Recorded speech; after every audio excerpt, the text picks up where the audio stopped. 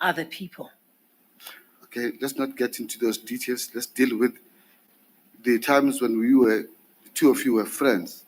Masingangeni ke kwezo nkcukacha okwangoku. Kodwa masingene ke kulo mcimbi okubana ngela xesha beningabahlobo. Sake sijonge apho kuqala. You said you arrived in Makhanda in 2019. Uthi ufike eMakhanda ngomnyaka ka-2019, kunjalo? Ewe, Che. Yes, that's correct. And when you were friends, did you have any discussions about your relations with the judges? Ngela xesha nanisengabahlobo, nanikhe nayo na incoko ngokuphathelene nobudlelane kwii-judges ezi? Ewe, kuba sasizitshomi sasincokola. Yes, because we were friends and we will have conversations. Other one at 1676. 1676 in in your bundle. In respondents bundle. The one is 348 is in volume 1 of the respondents bundle, and there's another one in volume 4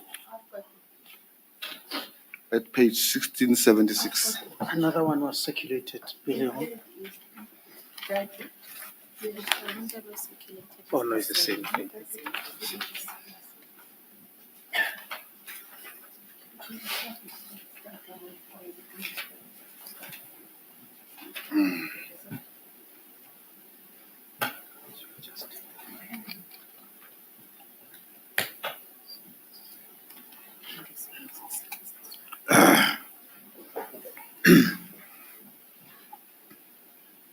We would like to read these statements, for which purpose we adjourn proceedings, and let it also be tea time for everybody.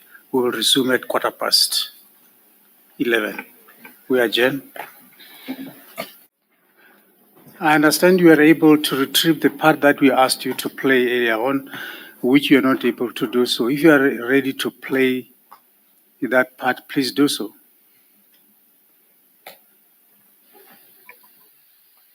Thank you, Chair. We are ready to proceed. However, I just want to place on record that there have been parties involved in threat and counter-threat. Both are parties to this tribunal, but I don't think it's necessary for us to go into the details. There has been a criminal case has been opened with SAPS, and they are investigating it. So I am just informing the tribunal that there has been threats and counter-threats, notifying you, but I don't think it's necessary for us to go into details of those threats.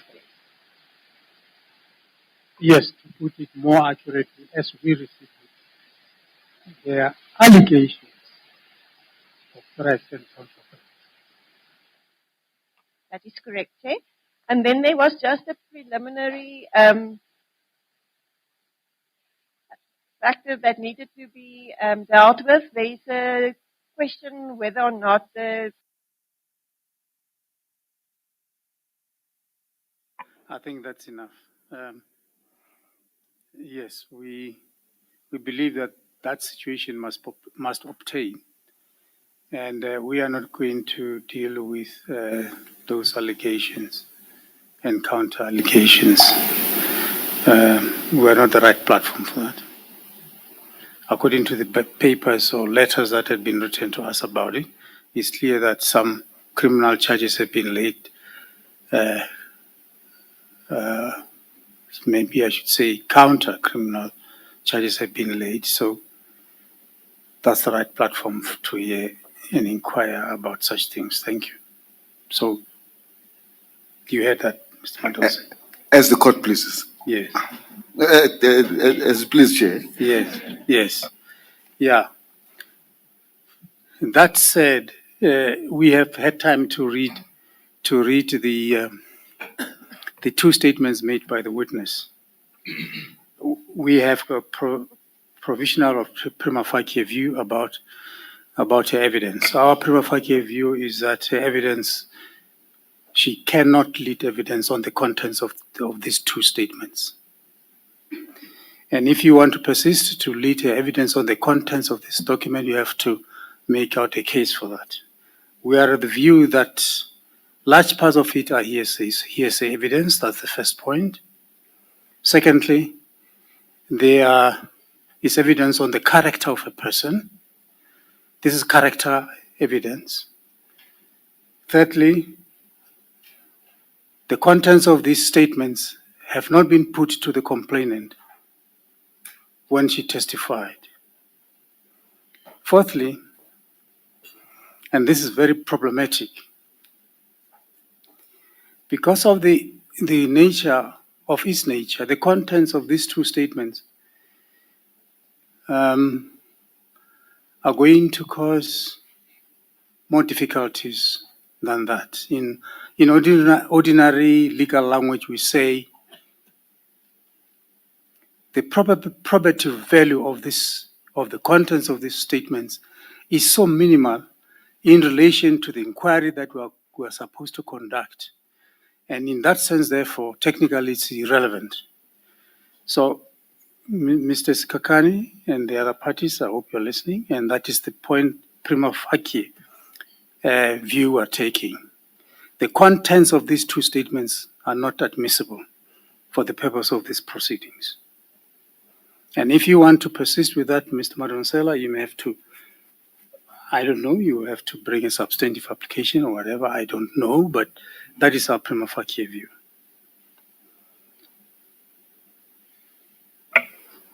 If you want me to summarize again? No. I've heard every word. Yes.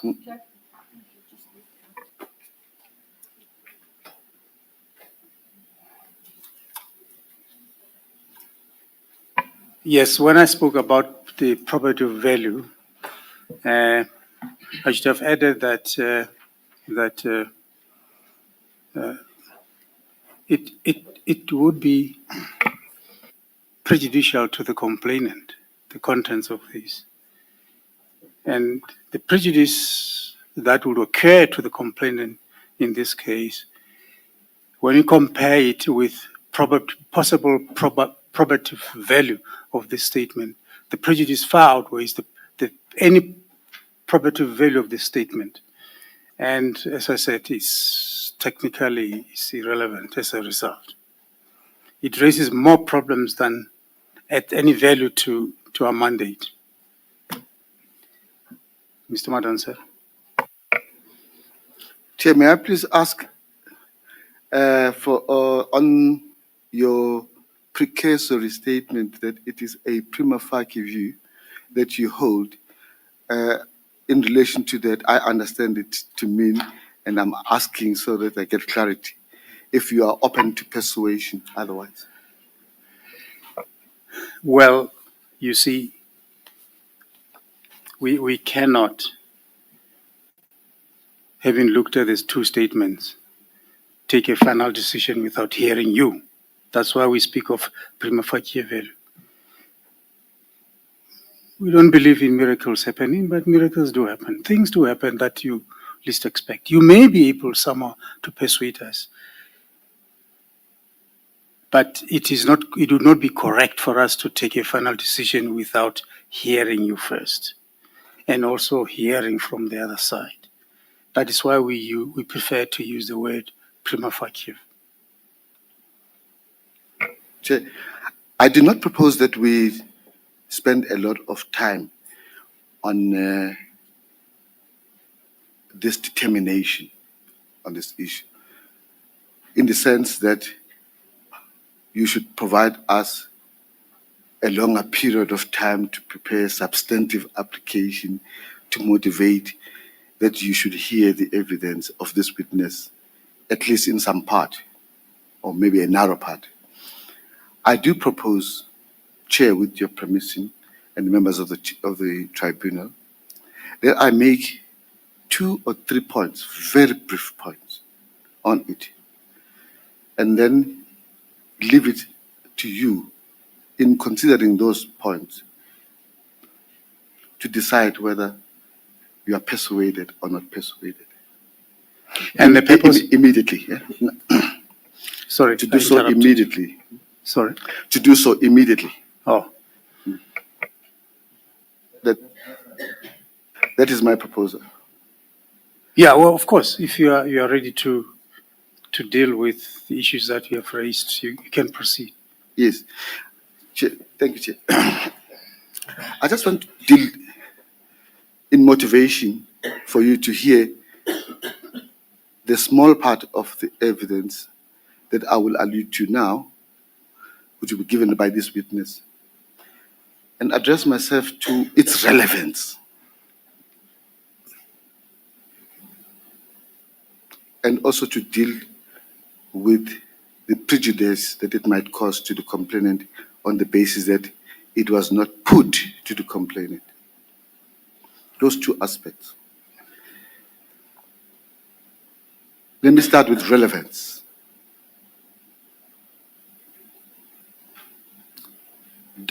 Lisa Vetten, Miss Lisa Vetten, came here in this tribunal and gave evidence to the effect that the complainant was subjugated because of the power positions of her as a secretary, a child secretary, and because the JP was a judge and a father. That she described as the reason why she was subjugated, and as a result, responded to the JP, the manner she did, with deference. That's the essence of her testimony. She based that on theories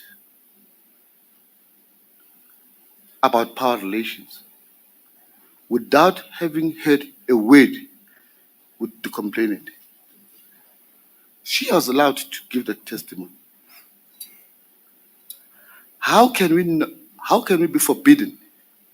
How can it not be relevant for the respondent to give direct evidence relating to how the complainant understood the relations between her as a secretary and the judges, as related to her by the complainant? I asked that question argumentatively. I'm not asking that they should respond to it. I'm asking it to make the point that in our submission, in order for us to deal with that evidence in a direct way, the evidence of Miss Mengo, the evidence of Miss Sogoni, as to what the complainant said to her about those relationships between secretaries and judges, is directly relevant to deal with that theory of Miss Lisa Vetten. That is in relation to relevance.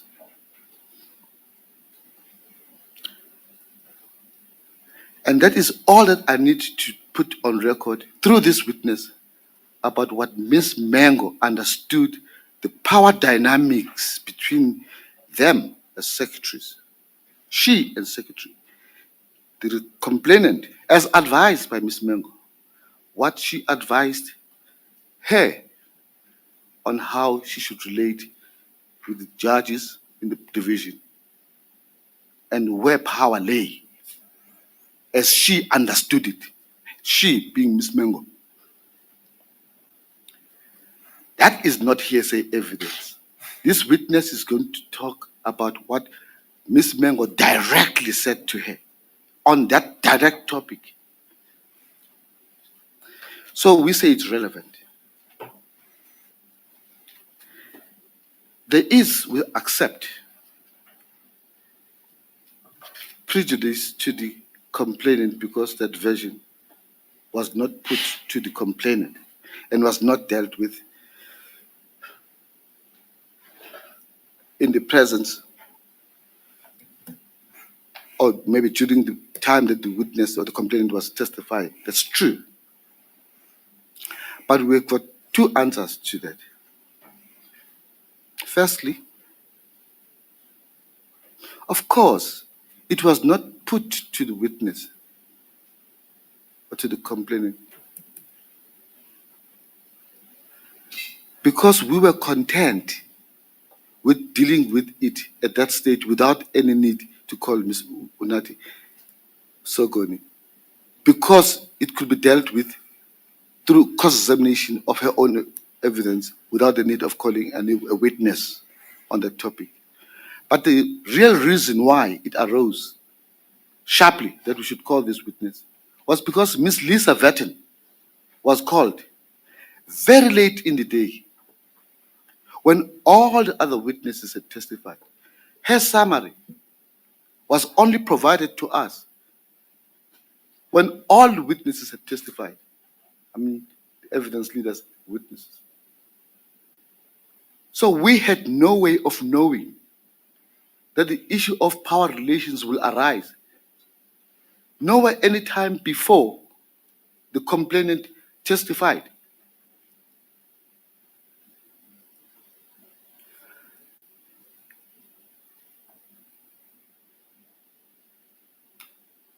So we could not have put that version because we could not anticipate that Lisa Vetten will come and say that.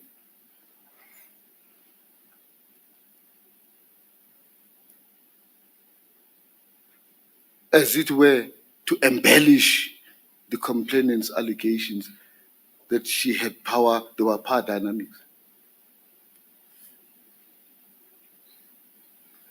So, Chair, it is unfair to us to be settled with a situation where you allowed, despite our objections, Lisa Vetten to come later in the day with a late summary in such circumstances where we cannot deal with her evidence. It's unfair to us. It is, in fact, prejudicial to us.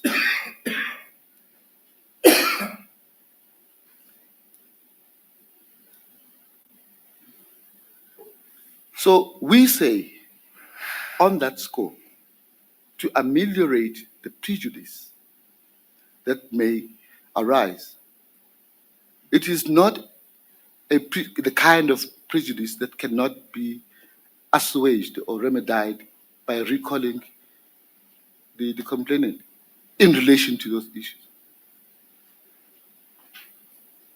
If it becomes so important for the evidence leader and for this tribunal to do justice to the complainant and put these versions to her, that is the proper cause, rather than excluding evidence that is relevant to a matter that has been raised late in the day by the evidence leader without us getting an adequate opportunity to deal with it. So, Chair, as to probability of value and how you evaluate the evidence at the end of the day, it's a different matter.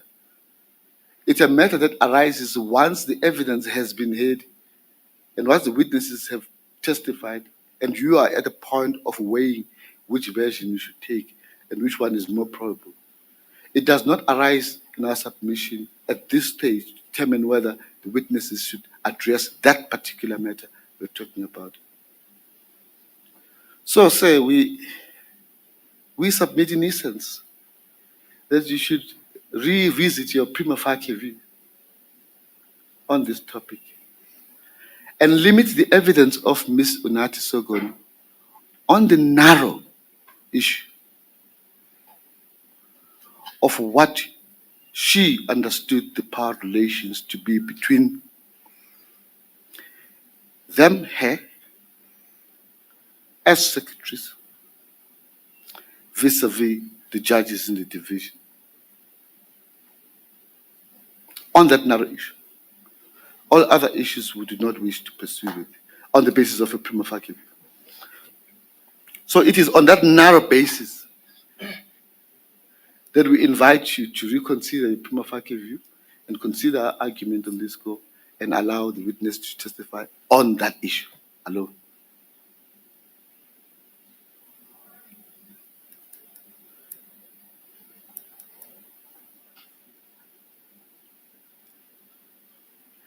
And that issue, Chair, just to deal with the point that you raised as to the character of the evidence or the nature of the evidence, we say that that issue is not and does not raise character issues on the part of the complainant or any other person involved in the statement. That is not the kind of the evidence that will deal with the character of the complainant, in the sense that it will not raise difficulties, more difficulties, as you put it, Chair, in relation to other people who are not connected with the case. So, Chair, we say that this evidence should not be excised from the record. It should be allowed. It's relevant. And it's any prejudice it might cause can be assuaged by ways that will limit the extent of the prejudice by recalling the complainant. Thank you, Chair. Just for clarity, are you saying that if she were to testify, it would only be on one aspect and one aspect only, namely, as you put it, the issue of power relations? Yes, only that.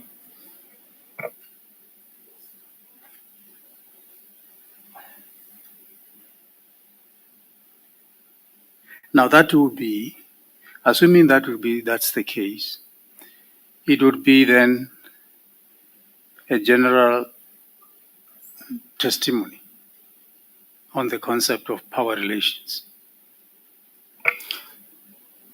I don't know. Because here in these statements are pointedly dealing with and directed at the complainant. It's not a general discussion of relationships. Yes, it will be pointed in relation to the complainant only. Her, the complainant's understanding of the power relations, not other people. That's just the clarity I wanted. And then I'm not sure what you mean by saying that the issue of power relations was raised for the first time when Dr. Vettel testified. No, I'm not saying that it arose for the first time. I'm saying it was embellished by her. Through her. But it has always been a central issue from the beginning. Chair, yes, it was a central issue from the beginning. I may have forgotten to raise this issue. Let me raise it now that you have made the inquiry about it. You will recall, say, and the members of the tribunal, that when my learned friend, Mrs. Kakane, entered into a debate, because, Chair, I suppose and I surmise that when you say it did not arise only when Ms. Witten came through, you are in fact saying that it arose when the complainant testified. I'm making this submission on that surmise. When Mrs. Kakane delved into the cross-examination of the complainant on what he referred to as a core construction of power, he was stopped. And it was suggested at that point that that issue will be dealt with by an expert, Ms. Lisa Witten. So he did not proceed to engage with that debate through the complainant. And that issue only crystallized once Lisa Witten's report was filed. When it was filed right at the end of the evidence leaders' witnesses, when all witnesses had come and gone. So, Chair, it may have arisen, but it was not pursued and ventilated properly with her. because it was suggested at that time when Mrs. Kakane raised the issue of co-construction of power and theories of power, that that issue must be raised with Lisa Witten, who was to come in a later time. So, Chair, you're right. It was always there, but it was not allowed to be pursued sufficiently as it arose when Ms. Lisa Witten came to testify late in the day. So the point I'm making, Chair, if I don't want to be like witnesses who continue answering questions, even if they have been answered. The point we're making, Chair, is that the issue could only be dealt with properly once Lisa Wetten's report had been filed. Just another thing first, a remark that I've got to make, because I think my colleagues may want to ask questions for clarification. I have read these two statements. I'm unable to say they are actually just about power relations.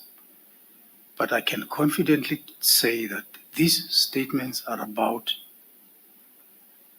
the complainant.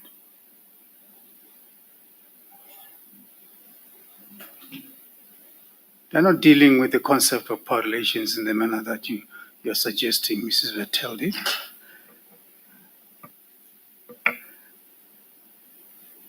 Chair, you say that it's not only, you are right, it's not only about that. There are other aspects that deals with the character of the complainant. But those are not the portions I wish to lead here on. I wish to lead here on the topic, one topic, of relations between secretaries, admin staff, and judges. Yes, but To allay, I'm sorry, that's the premise of your proposition. But I'm saying to you, the contents of these statements do not deal with the issue of power relations between judges and clerks. They deal with Mrs. Mengo, her life, her sexual life, and many other aspects of her life.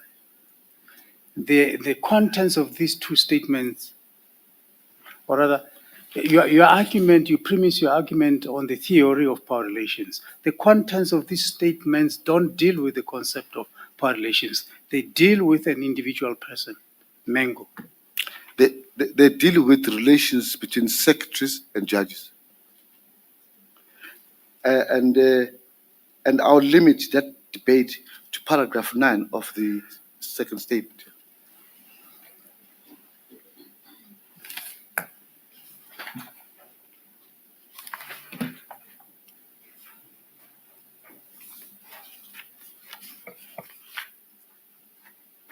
Because, Chair, you'll recall Paragraph what? 9 Of the statement at the typed version.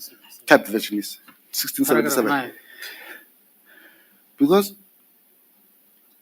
Chair, Ms. Lisa Witten came here and theorized based on WhatsApp exchanges that the complainant was a child secretary facing a father judge. How can it not be relevant to that topic to lead evidence that deals directly with how Ms. Mengo understood the relationship that she should have, or she can have, with a father judge? How can it not be?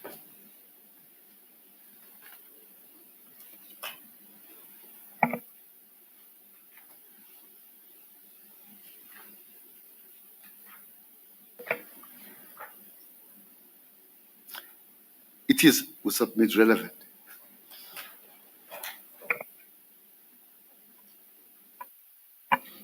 Are you finished?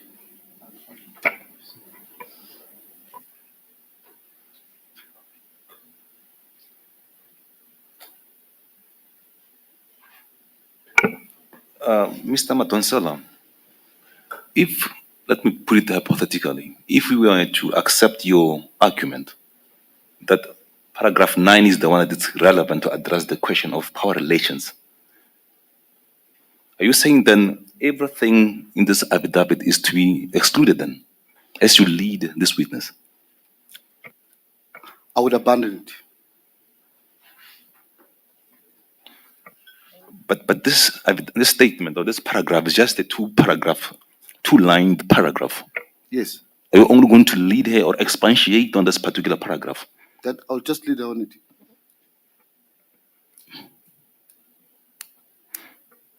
Thank you.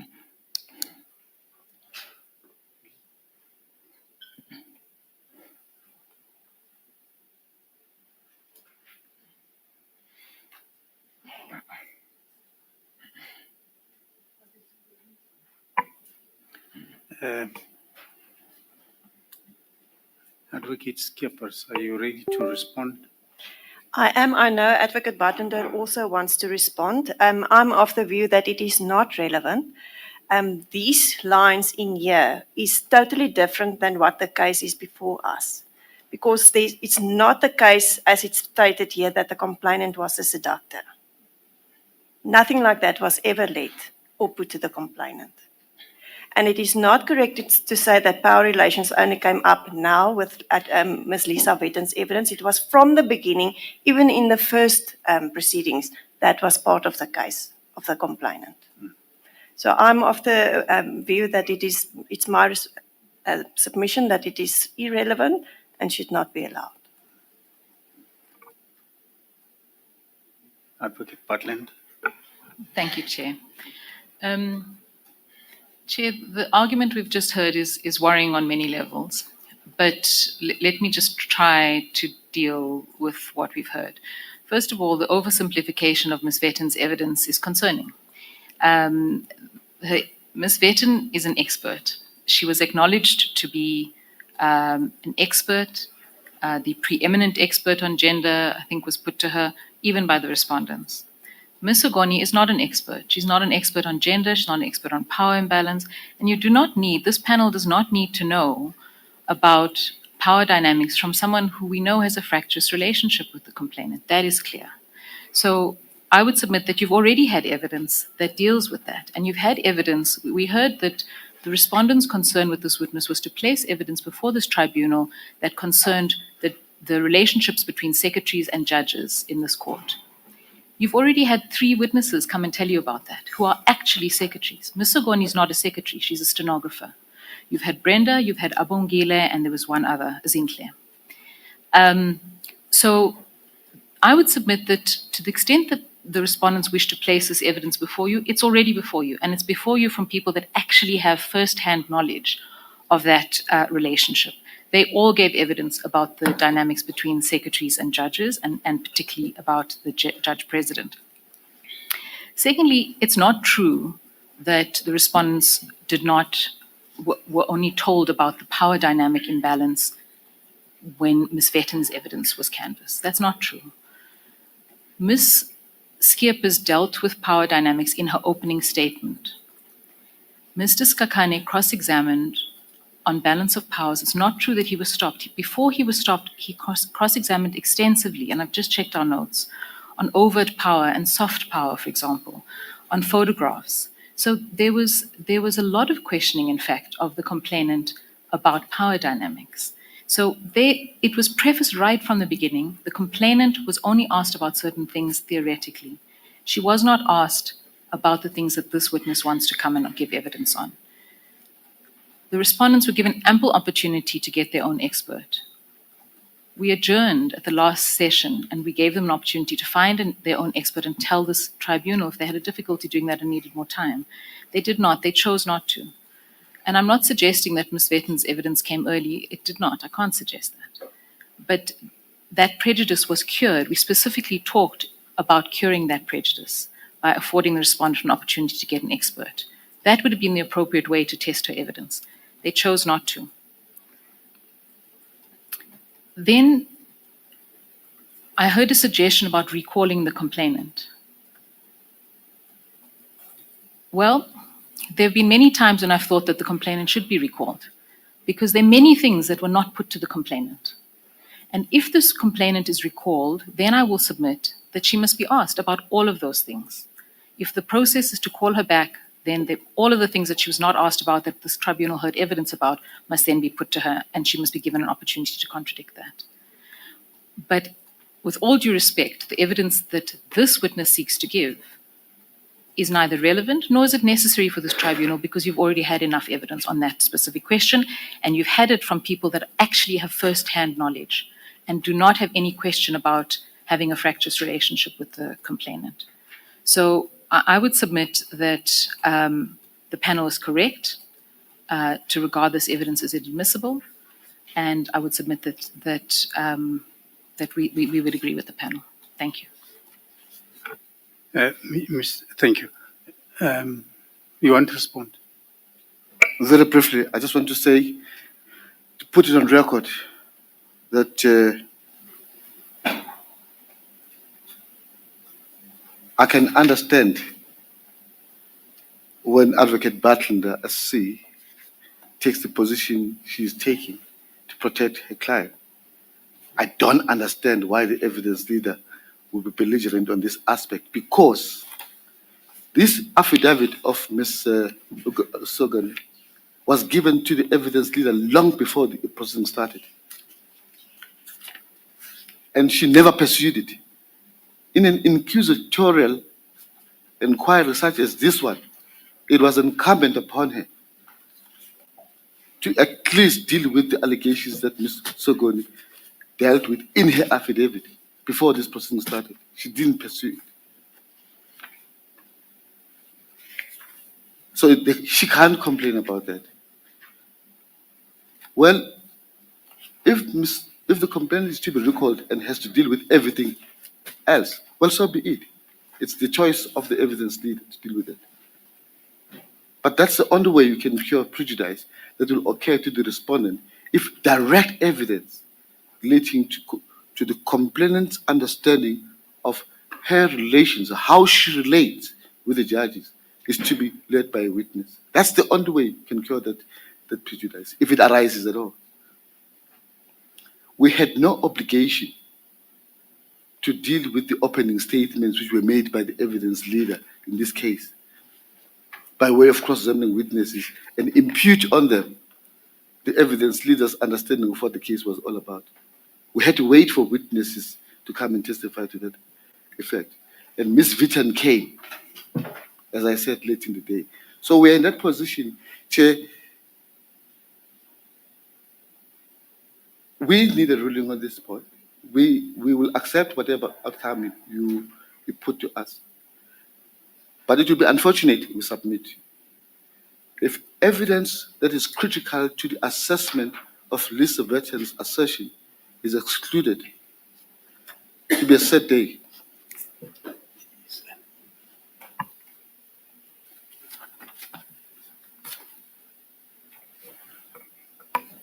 Thank you, Chair.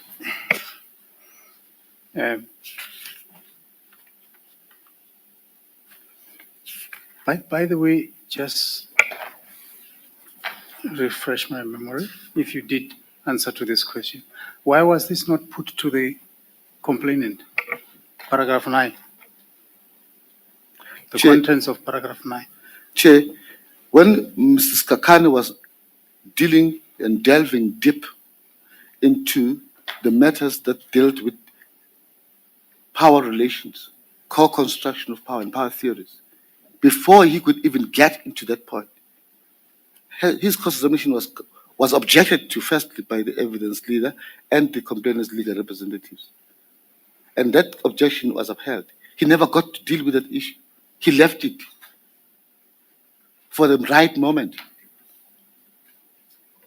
May I ask Mr. Madonsela, this is evidence. This is not theory, as you say that Mr. Sekakane was discussing with the complainant. This was direct evidence. I mean, if what she said here is direct evidence, one would expect you to put that to her. It's evidence relevant to power dynamics.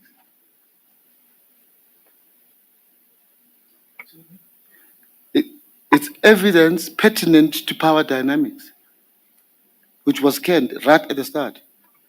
I don't know why my learned friends say that Mr. Kakane was not stopped.